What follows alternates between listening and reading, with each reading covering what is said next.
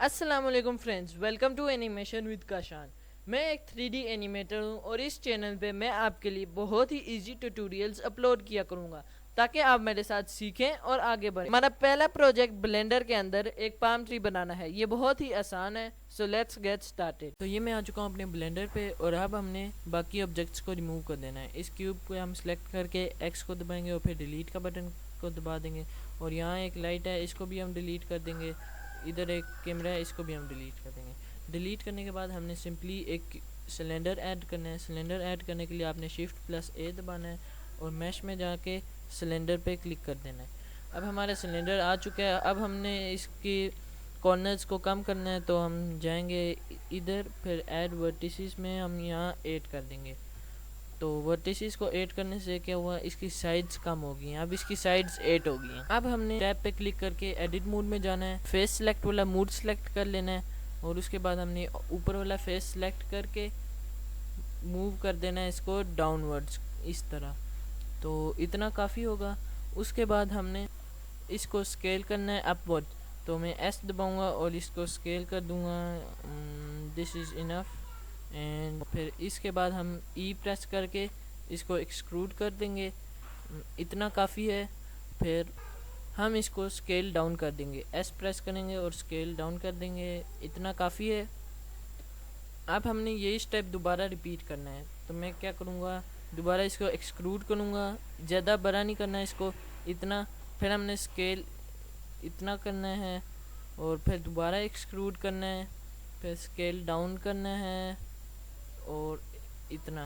अब आपने इस प्रोसेस को दोबारा रिपीट करना है। आप जितना बड़ा बनाना चाहते हैं उतना बड़ा ट्री बना सकते हैं। तो अब मैं चाहता हूँ कि मेरा पाम ट्री इतना ही लंबा हो। तो इसके बाद मैं चाहता हूँ कि इसको थोड़ा टेढ़ा कर दूँ, क्योंकि जो ट्रीज होते हैं वो बिल्कुल स्ट्रेट नहीं होते, थोड़े बेंड हुए होते हैं। तो इसको बेंड करने के लिए मैं सिंपली एडिट मोड में जाऊँगा, by pressing tab stop face को सिलेक्ट कर लूँगा। सिलेक्ट करने के बाद मैं ये वाला बटन दबा दूँगा और फिर मैं इस व्यू में जाऊंगा। तो अब मैं R को क्लिक करूंगा और ये देखें आप, ये जो सर्कल में जो एरिया वो रोटेट हो रहा है। तो मैं अब चाहता हूँ कि पूरा मेरा ट्री रोटेट करे। तो इसको रोटेट करने के लिए ये जो सर्कल है हम इसको बड़ा कर देंगे और आपने जूम आउट करना है इस तरह करके। और आप देखें जो ही मैं इसको रोटेट कर रहा हूँ तो सारा ट्री रोटेट कर रहा है, ये देखें। तो इतनी रोटेशन मेरे ख्याल से काफ़ी है। तो मैं क्लिक कर दूँगा। तो अब यहाँ से रोटेट हो गया। मैं इस व्यू में जाऊँगा और मैं चाहता हूँ कि इधर से भी थोड़ा रोटेट हो जाए, कुछ इस तरीके से, इतना काफ़ी है। तो मैं क्लिक कर दूँगा और आप देख पा रहे हैं ये ट्री रोटेट हो चुका है और अब ये काफ़ी अच्छा लग रहा है। और अब हमने इस ट्री पे लीव्स ऐड करने और कोकोनट्स भी ऐड करने। तो इस ट्री का सबसे हार्डेस्ट पार्ट लीव ही है। तो लीव बनाना बहुत हार्ड है, लेकिन अभी हम बना लेंगे बाय प्रेसिंग Shift+A। और अब मैं यहाँ से मैश में क्यूब इंपोर्ट कर लूँगा। तो अब मैं लीव्स ऐड करूँगा और लीव्स ऐड करने के लिए इस ट्री को थोड़ा साइड पे कर देते हैं, मैं इसकी दूँ। तो अब मैं लीव्स ऐड करूँगा और लीव्स ऐड करने के लिए हम इस ट्री को साइड कर देते हैं। इसको फुल सिलेक्ट कर लेता हूँ मैं, सारा का सारा सिलेक्ट करके इसको हम थोड़ा इस साइड कर देते हैं। ओ, इस साइड से भी सिलेक्ट करना है, फुल सिलेक्ट करना है ना। तो इस साइड से सिलेक्ट हो गया, इस साइड से भी सिलेक्ट हो गया और इस साइड से भी हो गया और ये लास्ट साइड है।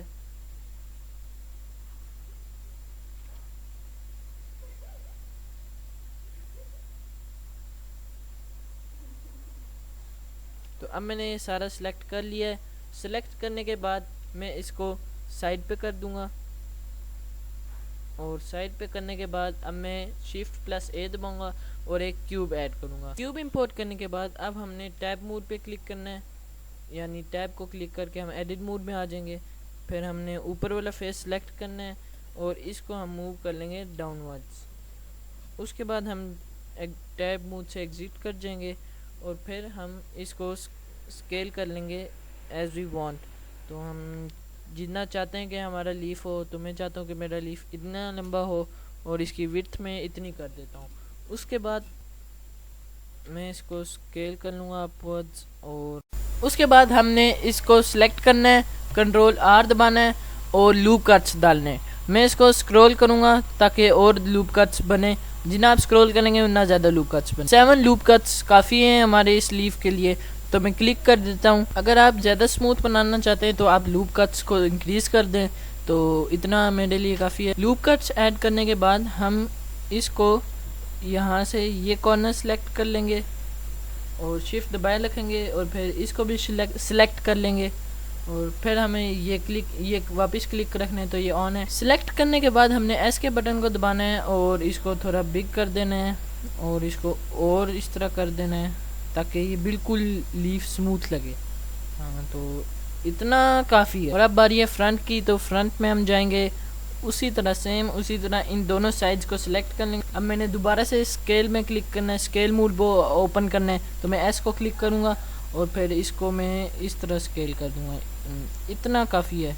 अब ये प्रॉपर एक लीफ जैसी लुक दे रहा है। तो नेक्स्ट में इसको टर्न ऑफ कर दूँगा। और अब जो है मैंने इस लीफ के मिडल पार्ट को थोड़ा पतला करना है क्योंकि बहुत ज़्यादा मोटा हो गया।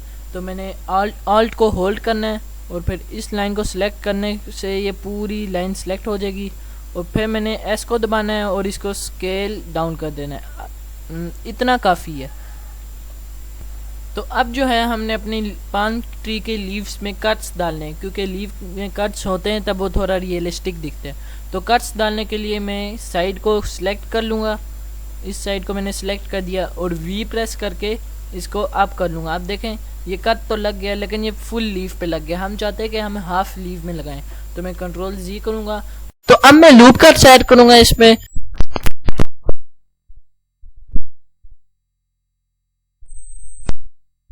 सिलेक्ट कर लेना है।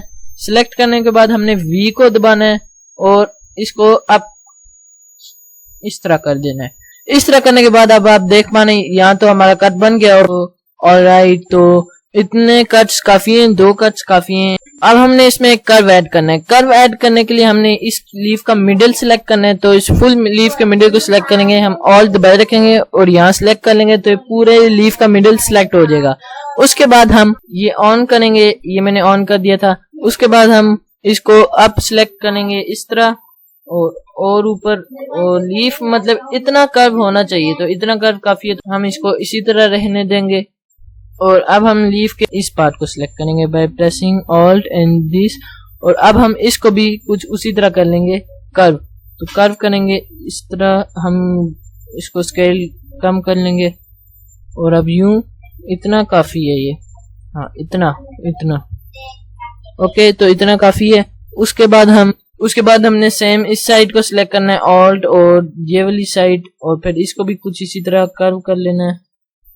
हाँ, इतना काफी है। और सेम फॉर दिस साइड और ऑल्ट और क्लिक करना है और दोबारा इसको उसी तरह कर लेंगे जिस तरह हमने उसको किया था। ओके, तो अब ये बिल्कुल परफेक्ट हो गया लीफ। तो अब हमने अगर चाहें तो इसे और कर्व कर सकते हैं।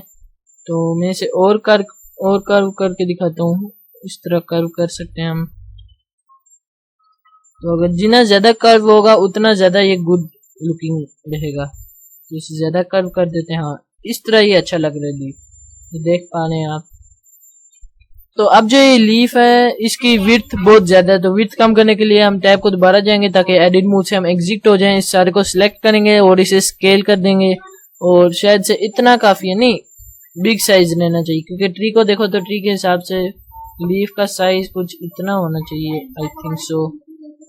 अब जो है मैंने इसको फ्रंट साइड से बिगर करना है। तो मैं टैब में जाऊंगा, दोबारा से ऑल्ट को दबाए रखूंगा और यहाँ से ये ऑल्ट को क्लिक करके इस साइड को सिलेक्ट कर लूंगा। इसको सिलेक्ट करने के बाद मैं दोबारा इसको अप कर लूंगा और इस तरह इतना काफी है। हाँ, अब ये थोड़ा सही लग रहा है और इसको ना थोड़ा बिग कर देते हैं इस तरह। अब सही है।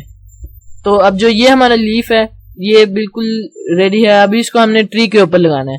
तो हम इस एक्सिस में जाएंगे, वाई एक्सिस में नहीं, जेड एक्सिस पे।